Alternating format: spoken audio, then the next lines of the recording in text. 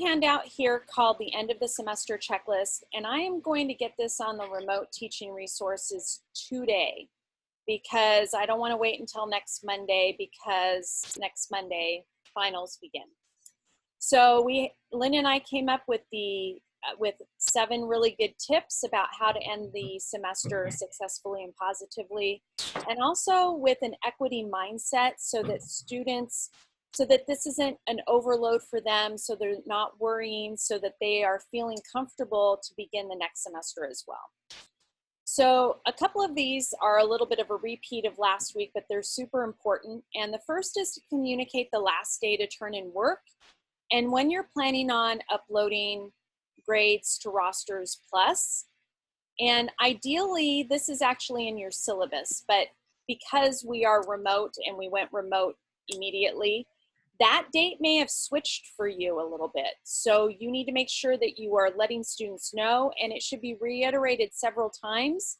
And what's interesting that I recognize about other teachers and myself is that if I'm not ready to hear something, a teacher may have said it or written it down amongst a lot of information in an email or some sort of Zoom session, but I might have missed it. And so having a number of opportunities to share this and various ways to share it is really important. I've been using Pronto to communicate with students and announcements. And a lot of times the content in both may look a little different, but they're about the same thing. Lynn, did you want to add anything to that? Yeah. I think it's a good idea to expect a deadline for yourself that is a little bit later than the deadline you tell the students, if that makes sense. Yes, we want to stick to a deadline, but there is always going to be 1 or 2 who miss that deadline. So padding in a little flexibility to allow for students who miss your deadline is a good idea. Absolutely. I know that seems like counter teacherly, but in the current circumstances, to be accommodating students where they are right now is more important than as you know, within reason. We have to allow for ourselves to have enough time to actually assess their work and send their work back to them or get the grades in within the deadline. But I anticipate that the college is going to give us a little more time on that too. Yes, absolutely. And again, just a reminder, students did not sign up to take classes online or remotely. And so even though this has been 9 weeks in, some teachers have been new to this. And so if, you know, some students might be, oh my gosh, I have 3 projects due at the exact same time and the communication came late. And so they're going to be impacted as well based on how their other teachers are responding as well. Right. Also, number 2, if you are giving a timed final, allow a bigger window to complete. And it doesn't mean that you're going to necessarily give them more time to complete, although I would argue for that too. What I mean by a window is that if you give your students 2 hours or an hour and a half to work on their final, give them, instead of making it from 2 to 4 on a particular day, give them 24 or 48 hours to complete it when they can. And in Canvas, when you do your quizzes, you can choose that, you know, once they open it, it's 2 hours. And even within that, I've always give students some tips as to how to do timed writes specifically. And I have them keep a particular period of time. But in the quiz itself, if I give them say you have 2 hours to do this, I always put in there an extra 5 minutes. So instead of 120 minutes, I make it 125 minutes so that just in case they're like really trying to push it, they can get that turned in. Because it would be a shame for a student who procrastinates and has, for all intents and purposes, has everything else correct and misses that window by a couple of minutes. Yes, that's a shame. Yes, and right. If it's not, if it's a timed write where it's a longer, like an essay that you're having them do, I always ahead of time share with students what I want you to do is I want you to do it in a Google Doc or a Word document, and you're going to copy and paste it in to the quiz. You know, you open it, you work on it outside, and then you're going to copy and paste it there, because I've had students in tears because something happened with their internet, but they have the essay, and I want them to have a copy. And I always tell them, if something happens to you, I expect you to turn it in. I'll see the timestamp on the email, but I don't want you to miss out. I'm here to support you. I'm not here to think that you're trying to take more time than everybody else in the class. Also, if you're using new tools to assess, please let students practice using it with a low stakes practice. If they have not done that yet, you probably want to get on that, you know, and have them practice using that tool. And also, if you're unsure about your department's policy about these particular windows, you may, and you're like nervous, like, oh my gosh, I don't want to go against the department or the division, just ask the department chair. And if the department chair doesn't know, they will find out and let you know. Lynn, would you like to add something else to that? This just repeats what we talked about last week about if you are using a new tool, like if you're using Lockdown Browser or Proctorio or Respondus, definitely give them a practice before your actual assessment. Right. That's it. Okay, and then we had talked about this a little bit last week as well, that a good final assignment might be a reflection where students discuss their work and their growth as it pertains to the SLOs. So I've shared one, and I think, Lynn, you were going to put one in here, and you can at any time. Oh, whoops, I forgot. That's okay. You can put it in. And if you find one and you want to share it now, I can stop sharing and let you share it. I'm just going to show it to you really quickly. This pertains to English, but a lot of these questions are ones that you can think about utilizing for any other discipline as well.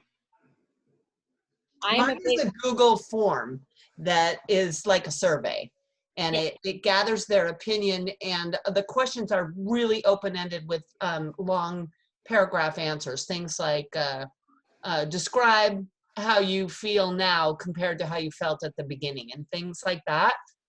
Right. But it's in a Google form. Right. Yeah, and we would love to see it, because the more samples, the better. Sure, I can link it there. Absolutely. I'll show it to you now. Okay. Okay, great. I will. Please do that, and in a minute, I'll stop sharing my screen. Okay.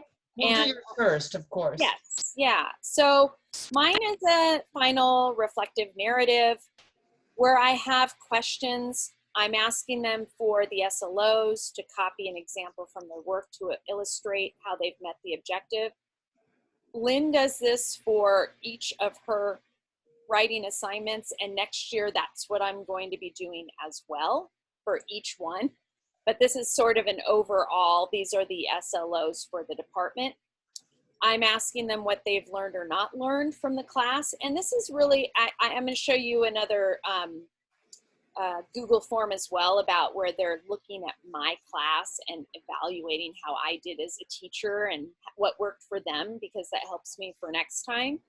But this is, what did I learn or not learn from the work in the class? How have I learned or not learned best? Why did I learn from this kind of work? And we've had the conversation ongoing throughout the semester about reflection. So this is not their first reflection or understanding what the value of a reflection is.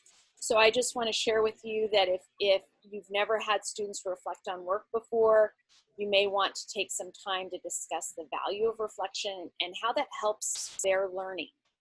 Okay, so go ahead. I have a question about this. Yes. Is this one of your formal essay assignments? It sometimes is, and it sometimes is not. It just depends. This is just a sample one. If it is a formal assignment, then I stick to this word count. If it is not, then I usually make it. I was gonna say, it looks like a pretty big task. It depends. It depends, and that's a good question, Lynn. Sometimes it's low stakes, sometimes it's high stakes. It just depends on what other writing we've done during the semester. Got it. That is a great question. So I'm glad you asked that. And actually you can do either way, because reflecting on what they've learned can be a very much a high stakes assignment because it requires them to go back through their work and to really analyze and synthesize what they've learned. Right. And sharing that with you is actually an evaluative sort of assignment, which is higher order thinking. Mm-hmm. So, and it's also really helpful for you to help determine their overall performance and their overall understanding and their learning in a way that isn't just completely objective. right. Has a little bit of subjectivity to it. So if you were to use this assessment like a portfolio or a formal assignment, it's not that you would be evaluating what they say, but you would be evaluating the depth of their thinking. Right. And what I have found is that with this type of assignment, students tend to go above and beyond. They're very excited to talk about their own work, and they love figuring out what they actually learned.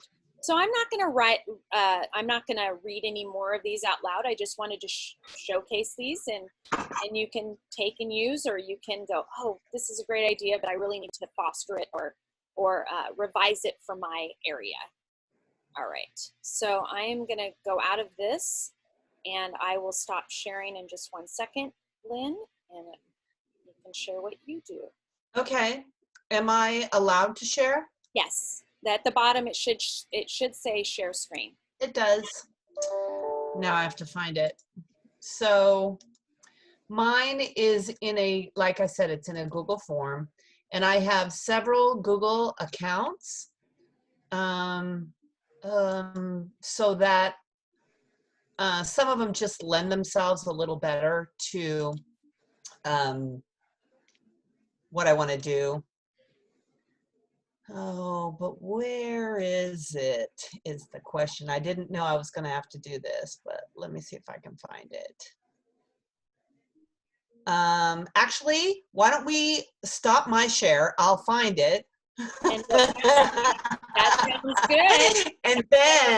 And so you can continue to go through the checklist. I will find it, and then I'll share it. All right. And actually, let's not, watch me struggle. Yeah, whenever you're ready, Lynn. Okay, so again, this actually leads to the next one. Use a Google form or something similar to get feedback on what worked and what didn't work for students, tools, timing, sources, teacher presence, student interaction. And as tired as you may be, make the changes right away so that you don't forget for fall. And I force myself to do it because every once in a while I've waited and then I'm like, what did I need to change and why? And I'm like, forget it. I'm just going to do what I did before. It worked fine. And then I realized what was missing. And then also you may want to include a wisdom wall for students to leave feedback. And I'm going to show you both of these. These are both different. So my sample course evaluation, again, they're not really questions about student learning. They're there to help me be a better teacher the next time. And I often do course evaluations more than once so that I can fix what's going on in the class before the class ends. This is just an illustration of the final one. And I make the name or email optional. I want to know what course they took.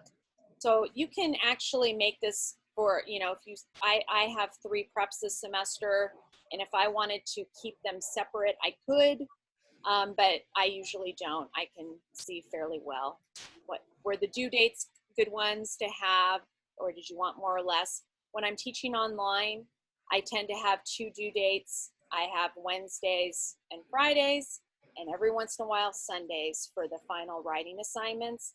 But in some online classes, the due dates are once a week, or they're more than the 2 times a week. Did you find the late policy to be fair? Why or why not?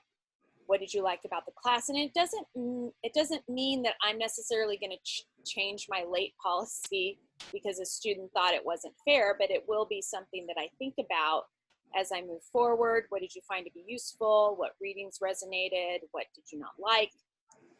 And then if applicable, I have these questions about different types of activities that I may have done in their classes. And so that way I can take a look at that. So you can include the tools that you use and see if students felt like they were good ones for their learning. Mine looks a lot like that. And I will go on there in just 1 second. And Lynn, you're gonna be surprised here when you see this. I have my Wisdom Wall Padlet, and I have a number of students from this semester, good, bad, or ugly. We'll see. This is a Wisdom Wall. I use Padlet. I'm waiting for, oh no. Do y'all know what a wisdom wall is?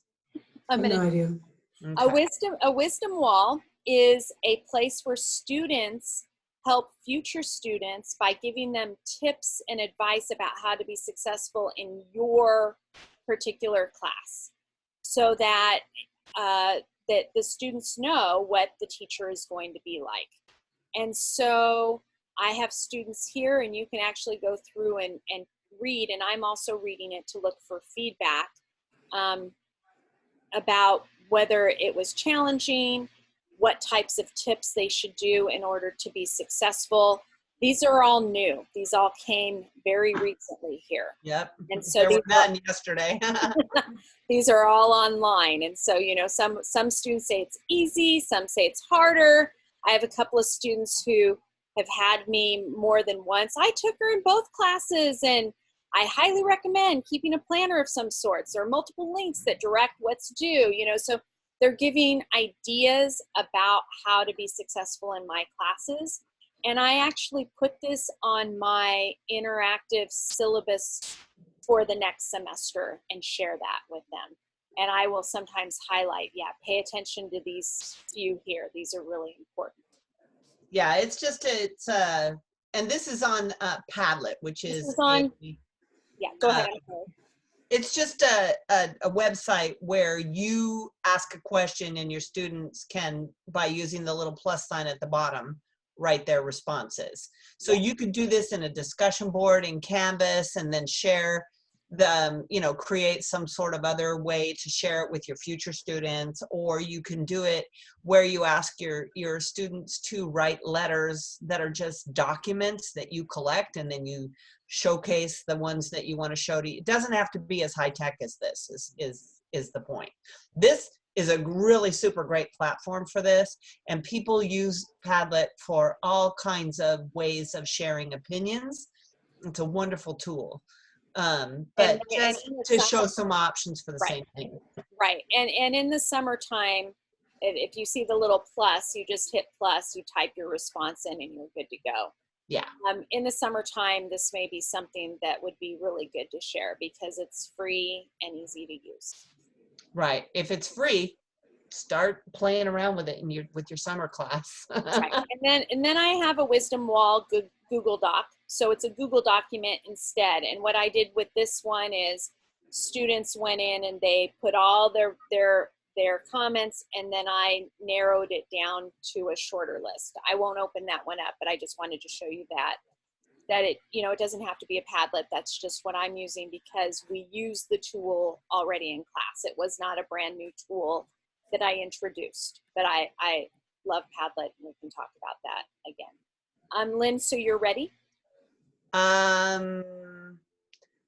Yes, but I was just going to open up something else. Yes, I'm ready. Okay. You have to unshare. Okay, here we go. So very similarly to what Janet just showed, this is my course evaluation that I've used in the past, and it's a Google form. I asked them to rate their confidence, their contribution to learning, like their how this course contributed to their learning, and then how it's been taught as a hybrid with support. It's the AB 705 course, basically, taught as a hybrid, and I've taught it this way since 2017, so it's been a long time. But I asked them to rate their opinions here in this, and then to expand upon it down here. What was most useful or valuable? What would you like to see changed in what way? This is similar to what Janet has in her evaluation form. I get most of my great answers here. What was useful or valuable? And this is where the students really write what they learned. So it's pretty simple. I can, you know, I might make it more specific now because students are, they have a lot more to say. I can show you this though. And if you can share that in the checklist later, that would be great, Lynn. I absolutely can, but let me also show you this really quickly. This is my current class, and I put in a discussion board for the end of the semester. Let's celebrate, look what you did. It's got a video. And then I asked them, post what you're most proud of that you've accomplished this semester and say goodbye to your classmates. And look what they're writing. They're writing tons of stuff about what they learned, posting videos, all kinds, and they're commenting to each other as well. So you can do it in a discussion board like this too, but it's just, the point is, ask them how they feel. How did you set that up, Lynn? For you. That would be a great one to share as well, Lynn. Go ahead, Chase. Yeah. How did you set that up, Lynn? It's a discussion board. Just a discussion board. I actually haven't used that function. Okay, well, we can show you how to do that at the end. We Sure. can, or I'll get you offline and I'll show you how to do it. Yeah, but we're happy to do it. I think we might have some time, so we're happy to do that at the end, Chase, because you definitely want to take advantage of the discussion forums in Canvas. They're really interactive and helpful. Okay. All right, so I'm going to share the screen again. Okay, and then this is also a good time to collect student samples. I try to collect them along the way. I think we had a conversation a few weeks ago about samples, and Lynn was talking about using samples, and we had a great discussion about samples and what types of samples do you want to offer students. And what I find is that this is the time to get those samples if you haven't been doing it along the way, and have them available and ready for the next semester. I usually ask students for permission, and then I take off their names unless they prefer to have them on. I usually say, hey, you know, do you want your name on this, or first name and last initial? And, you know, they tell me their preference, and then I have the samples ready for the next time. And then it's always nice, and like I said, Lynn, I would love it if you shared that discussion board, because I'm totally going to steal that. I love it. Okay. Yeah, you mean the one you just did, the COVID-19, where students are saying goodbye to everybody? Okay, you want me to just show that right now? Well, to share it to the remote teaching. Yeah. Sorry. No. Can we just do that? No, share it with the remote teaching resources so we can steal that idea, because it's fantastic. Okay. I love that because it's letting students interact with one another and say goodbye, especially this is the week that we are saying goodbye as we're getting ready for finals. So we actually, in all my online classes, I always write a final goodbye letter. And Lynn and I have been talking a lot about creating videos. And Lynn created a video, and then I created a video, and then we have a sample final letter. I would actually like to show the videos, Lynn, because I think we have time. They're so good. They both are really good. but they're different. They are different videos, and I think we can show yours, Lynn, and then maybe you might want to talk about what you wanted to try to include in yours, and then I'll show mine and share that as well. They're long though. I mean, mine is 2 minutes and hers is 3 minutes. Mine is 3 minutes, 50 seconds, thanks to Oprah. She was over a minute of my video, but I liked her story. Okay. All right. I'll share it. Let me share the screen. Oh, I can't. Oh, I got it, Lynn, because it's linked on here. Yeah. It's not going to work though unless you click use computer audio. They won't be able to hear the audio. Okay, That's on the share screen function. We might have to start over on the share screen to make it happen. Okay, I'll do it. I stopped sharing. Okay, well, let me do it. Okay. Okay, Lynn, and then I'm going to ask you to share where you have to click, because I haven't had an issue with that. So I'll show you how to do that. This is a letter of strength to you, my students, to remind you that you can do it because you did it. We started our term exploring project-based writing. I knew if you discovered your passion, practiced with purpose, and restarted with hope every time you were presented with an obstacle, you'd not only accomplish a meaningful writing task, but you'd learn with a depth that can serve you long after this class. And you persevered. You wrote and you wrote. You wrote and learned more. You revised and you wrote again. And you wrote and you wrote and you wrote. Sometimes you were frustrated. But with frustration and perseverance comes growth. You did a deep dive into your childhood to discover how it is that you learned. And then you kept going in that learning under unbelievable circumstances. You wrote about learning life skills in school. You wrote about social distancing and how it might affect young people over time. You wrote about the distractions of social media and how to avoid them. And all of this you did in the middle of a global pandemic. One when you had to pivot to online basically overnight. And what happened was you did it all the while supporting your families, your communities, and each other. You made it. You succeeded, and through this intense trial, you learned you can do a great many things. You are successful, and you deserve some big-time kudos. I saw it, and I couldn't be more proud. I hope you can see it too. I wish you all the luck in the world as you continue your academic journey. Just remember, if you can do this, you can do anything. Okay, that's that. So I created that video in PowerPoint. It's a PowerPoint presentation with blank slides, and I just fill the slides with a photograph. I got all the photos from Unsplash, where you can download free photos, and you just, they give you an option to copy and paste for a attribution, and I just put that at the end. And then I did a voiceover video. I used Snagit, which is part of the Camtasia Studio, because I just have that at home, but you could do it in Canvas Studio. You could just upload your video and then you can narrate it in Canvas Studio.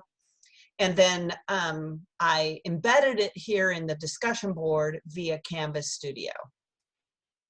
So super easy, but if you've never done it before, it's going to take a couple minutes to learn it. But the reason why I chose to showcase it that way is because what my students did was they learned, they wrote on their own topics. They all chose what they wanted to write about. Project-based writing is where they take a subject and they work on 3 or 4 papers on it. So that's what I was doing, was showcasing what they worked on.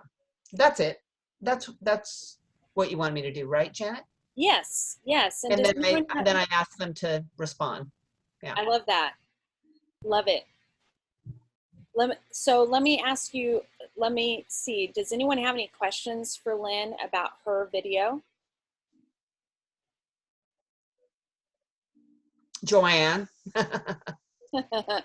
Just kidding. It says Charlie on your name. That's so funny. All right. Lydia's saying, yay. Yes, absolutely. All right. Okay. I'm going to share mine, and I think I can share it. We'll see if that. Oh. So when you do screen share, at the very, very, very bottom at the left, click the box that says use computer audio. That's it. Okay, hold on. Very, very bottom in the white space at the bottom. Hold on. I am. There we go.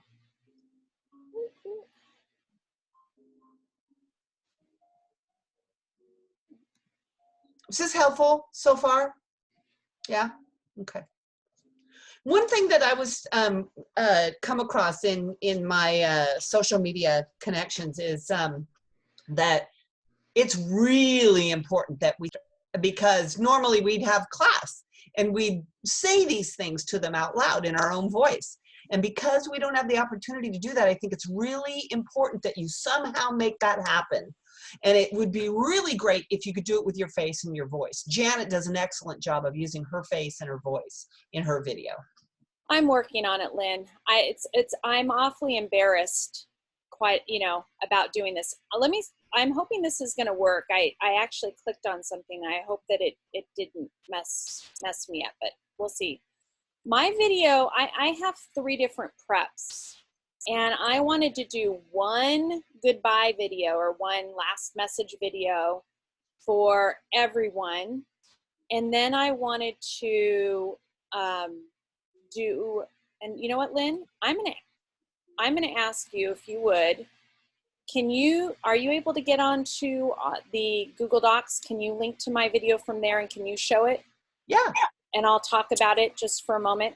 So I'm going to combine my video with the final letter, and the final letter is going to be class specific. Hey everyone, Is that I'm you not or here is that to me? assign you one That's last you. assignment, Dear. but instead to offer you Sorry about that. Here's to the ones that we got. It works. Cheers to It the works. Yeah, just you do it. on the pandemic. Oh my gosh. Got it? Go ahead. That's Jump it. right on the All link. right. Okay. So sorry about that, everybody. So I wanted to do a video that would fit every class that I teach, and there will be a more specific letter. And so I worked just on this yesterday. Okay. So I'm going to try to make this bigger. There will be captions. I'm just waiting for the auto captions to work. Hey everyone, You have to share the screen. Oh, to did I assign you not? one last writing Oh, dear. assignment, I'm but so instead sorry. to offer you Here's to the ones that we got. Oh, dear. Cheers to the Now gonna Nope, be laughing. still not working? I'm not. It's me that's not working. Hold on. Sorry about that, everybody. This is called comedy of errors. I think that's one of the biggest things, is to be able to laugh at yourself, Mm-hmm. which I constantly have to do. All right. I turned off the video though, so let's try it again. My video uses Clips, which is on iPhone, and it allows you to take clips of videos and things and put them together. So, hey everyone, I'm not here to assign you one last writing assignment, but instead, hello everyone. This is what happens when, Oh, is it your slow internet? yes. Well, they can, I mean. Instead to offer you, okay, it's starting to go again. Oh dear. We'll see. That's a good look. Here's to the ones that we got. Oh dear. Okay, I'm going to try one more time. Let's try it again. Is it buffering? I'm sure you have a lot to say about your mother on this day. I'm going to stop here. Tell me why you love her. Oh dear. Okay, I'm going to stop there. I don't know why we're on SNL, but we are. Anyway, please take a look I'll at keep my- looking for it. Hang on. I can't find that document. Oh, I didn't have the checklist. the end of semester checklist. Yeah, I don't have it. Sorry. That's all right. I'm buffering again. Well, anyway, the point is that these videos have an opportunity for you to share your face, your voice, give your message to your students. Janet's is fantastic. I mean, it is really amazing because she was able to incorporate clips from popular culture that our students can really relate to. She pulls a couple of clips from Some Good News by John Krasinski, where, I don't know if you guys have seen that. Has anybody seen it or heard of it? Oh my God, it is the most positive thing on the internet during COVID-19 by far. Watch it, find it on YouTube. It's called Some Good News, John Krasinski. He's doing them from his house. His kids made the banner. He's got it down and he's making magic for people. And so Janet shared a couple of little clips from his videos. Do you want to share why you did that and what the purpose was for adding those clips? I actually closed out everything, and so I was trying to open us back up. Yes, I chose these clips because I chose one from Jon Stewart about when you don't know where you're going, that's actually a good thing, that you're in charge of your own ship, and he says it really well, and his is about 30 seconds. And then Oprah, I actually was looking for some, I watched John Krasinski's Some Good News. It's, like I said, like Lynn said, it's on YouTube, and you can take a look at it. And what's great about it is that you can go back and see any of these episodes.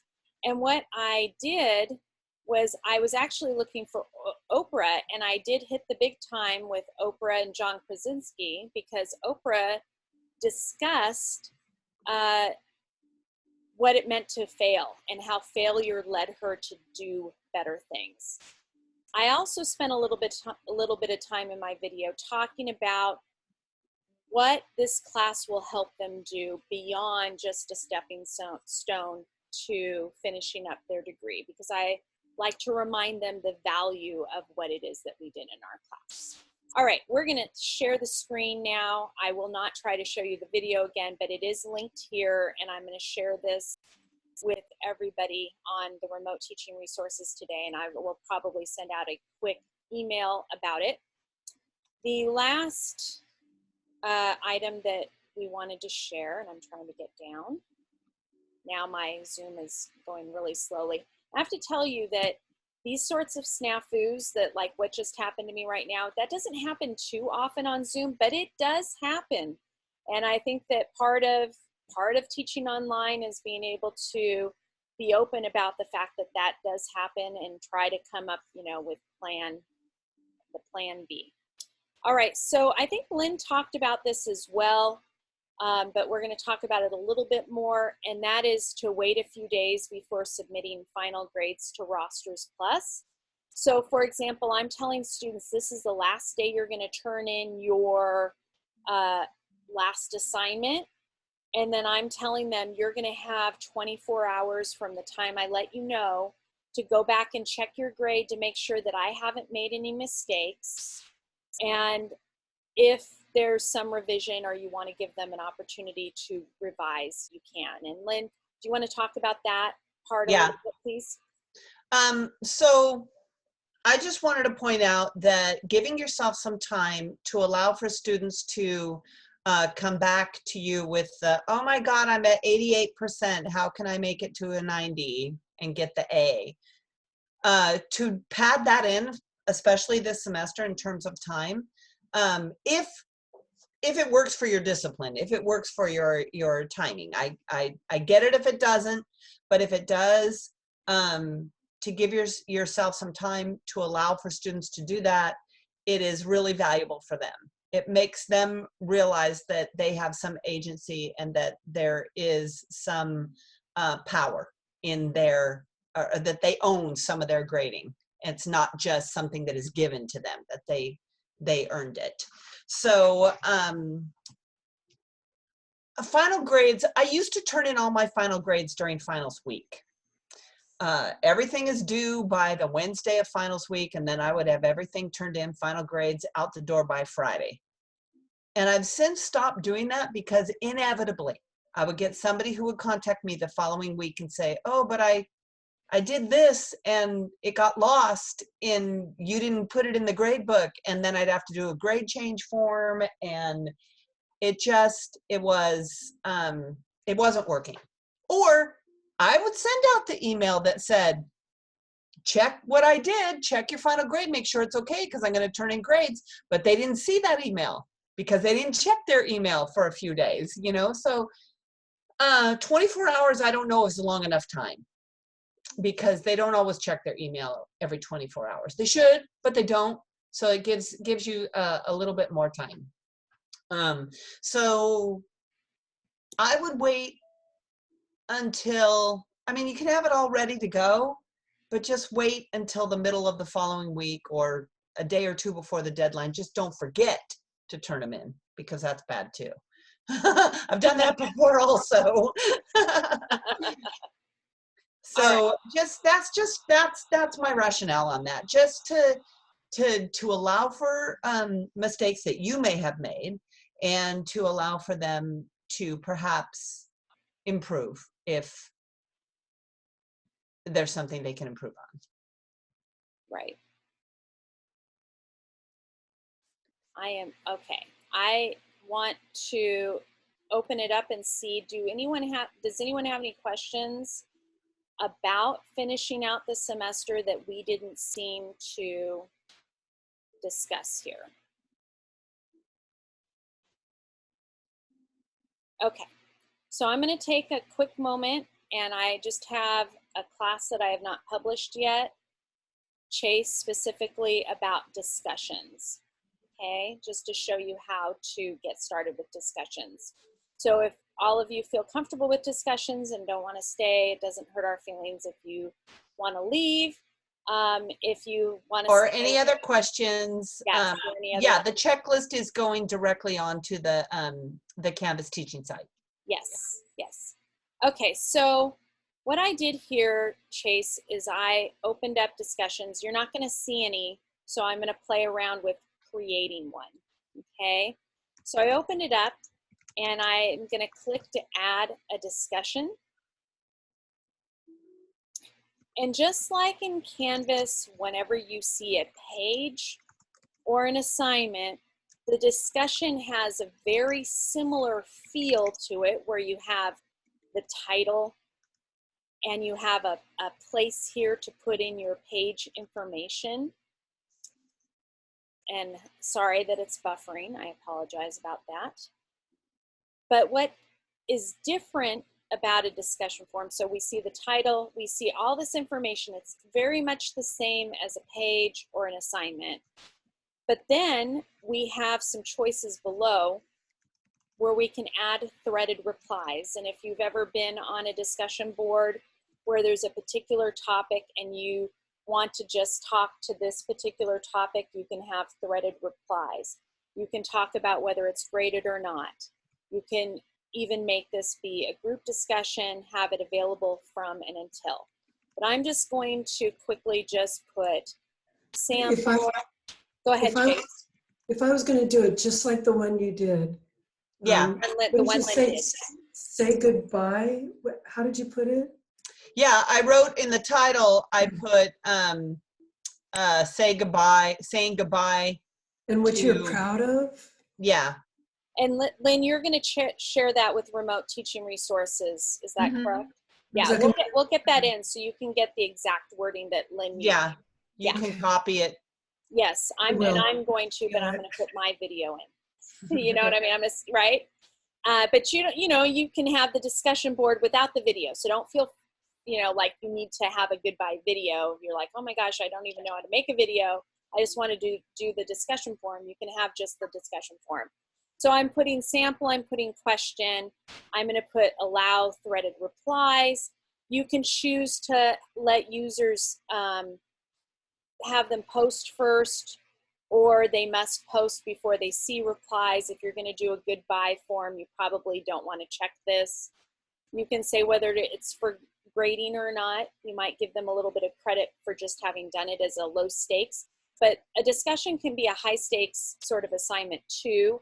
It can also be a place where students share their work that they've done. I've had students create a wiki before, and I have them, have their own little links to their own little pages, and I might have them share it in the discussion. So I may choose graded. I might put 10 points. I'm just pretending it, I put it in the discussion group. I have it ready from here to there. But I just want to show you this part first. So we've made the choices about the discussion forum. And again, that is very similar to the pages and assignments. What is different is what students can do. So now I'm going to open up the discussion forum, and you'll see right here I can hit reply. And in my reply, I allow students to attach something. Waiting for it to open a little bit more.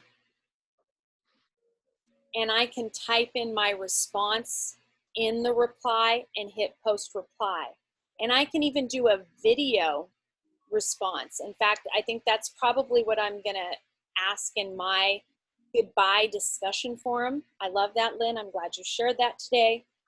So you can go here to create a video of yourself responding to students if you want, or having them respond back to you. But here's a sample of a response. You hit post reply, and then you can go here and you can edit or delete, etc. And what's great about this, Chase, is that students can post so many different replies to a discussion forum, but then when you go to Speed Grader, which would be here, once there's students who've responded, all the responses that the students have made are all together. So a single student, maybe it's you, maybe you posted 4 different responses, and you can have students, you might require, you have to do an initial post, and in this initial post you need to do this, you need to respond back to 2 of your peers and discuss this. And you'll see in the remote teaching resources in the module, we have a sample module with a few different sample discussion forums that you can look at the content of those, okay? So, but discussions are wonderful, interactive responses between students and each other, and students and the teacher. Okay, does that answer your question? Yeah, thank you. Yes, and I am gonna, if it's quick enough, I'll try to open up the remote teaching resources so that you can see that. I just wanted to show you how to build one first. And what's great about all these materials that you're creating on Canvas is that you're going to be able to copy and paste them to your next classes very easily. You're able to import, and that's going to be, I think, a session that we need for the summer, Lynn. In fact, we should probably have that session. I was going to say that this was going to be our last session, but I almost think we need a session next week about exporting our materials into the next session. Oh yeah. You know, I think we should. Even if I don't know though. I can't do it next week. Right. Well, I mean, I volunteered to do the food, you know, the food distribution on Wednesday. Right. I'm going to do that. But and I'm happy to just do it and show people how to transfer stuff over. Yeah. But that's really important. It's like you've created all this great stuff. Now, do you have to recreate it? And the answer is no. No. Okay, yeah. so we're it's a tutorial that we can add to the pro tips section because they have that on the Canvas guides. Right. Yeah, actually, that's even a better idea. Okay, so I'm going to go to discussions here in remote teaching resources, and we have several samples. And you may have seen our Q&A discussion forum, Chase. I don't know if you have. It's linked right onto our front page. By the way, discussion forums are one of the most interactive ways that you can create student engagement and instructor presence in an online class, particularly if you're doing some sort of hybrid of synchronous and asynchronous as we move into summer and fall. Online education is primarily asynchronous with micro lectures and audio and video content for students to share the lesson. But the discussion board is where they connect with each other, and you can create group discussions in Canvas, and you can really do a lot with media in Canvas now on discussion boards. So that may be something we want to focus on for over the summer if we're, you know, Right, if we're doing if we're something. going to do this. Right, right. It would be wonderful to have, there's so many different discussion forums that you can use for pre, during, post of content. Here's just one simple one that I use towards the beginning, where I'm asking them to come up with an annotation key. They're reading something and they're practicing using their annotation key, and they're going to take a photo and share it here. And I say you need only one post, but you may want to go back and see what your peers notice. Now at the bottom of my first discussion forums, I tend to have this here where there are links to the videos, the support videos about how to reply to discussions on Canvas and how do I edit or delete comments on Canvas. And I like to have these sorts of tutorials right in the actual either discussions or assignments, the first ones. I don't necessarily do it for all of them going down the line, but for the first introductory unit and then the first like full content unit, I like to have that so if students don't remember what they're doing, that they can do that. There is another example from Lynn that I'm going to show you, and then we can go ahead and finish up here. Janet, I had a quick question. Yes. So those links to the instructions, are those instructions you made, or are they Canvas tutorials? They're Canvas tutorials right here in the help section. Okay. So I go to the help and I copy and paste the links into that. Cool. So yeah, not mine. But I will tell you another thing that I do for face-to-face classes, but I even do it for online. I invite students that if they have a laptop and a phone to please bring their phone with them. And I have them film me, and I say, please take a film starting now. I'm going to show you how to submit an assignment. And then I have them film me, and I tell them when to stop. That's what I would do in a Zoom session. I want to show you how to use a Google Doc and how to share it and how to submit that. Please take a film of that. I'm going to ask you to take a film of me showing you how to respond to a discussion forum. I do that a whole lot in the first couple of weeks of both my online and my face-to-face classes. I think it's really important. And then they can go back and take a look at the little video that they took of the teacher actually showing them. And then I also have those tutorials linked into the beginning assignments. That's a great idea. Thank you. Thank you. And you know, some students don't do it because they don't need it, right? So if students already know how to use Canvas, great. But a lot of times, if they're taking you for the first semester and you're the only one using Canvas, they really appreciate this because they feel nervous that they're going to miss something. And yeah, and that's even for your face-to-face classes. But one thing we need to keep in mind for fall is that if we are online, which most likely, especially in a discipline like English ESL, something that doesn't have a lab, or even in yours, Lydia, where the lecture's online, your students are not going to be online ready. So whatever we can do to help facilitate their online readiness is going to be really important. Right. And so usually what I do is for the first week, and again, this is something we could do in the summertime, is that I have a module that is an orientation module. And that's really all they're doing. They're becoming oriented to the class and how we do things. And yes, light content is woven in, such as that sample annotation key, right? They had to create an annotation key, and then they had to practice using it, and then they had to share it in a discussion forum. So it's something very light I do as an orientation for them before we start the first unit. Because if you start off strong and heavy, and then sometimes students don't know when they're supposed to get onto the class. So those are the types of things that need to be built in, that padded time right at the beginning. So here's another sample discussion, and connected to this are some discussion board protocol considerations. And so having discussion board protocol or norms, that's really important too. This is what I expect to see in a discussion, board post. This is how we treat one another. This is the expectation. So a lot of this is teaching them how to be students in the online format. All right. So Lynn will eventually share that discussion forum in remote teaching. And I want I'm to, not exactly sure how to do that. I got to figure that out. you'll just import it over.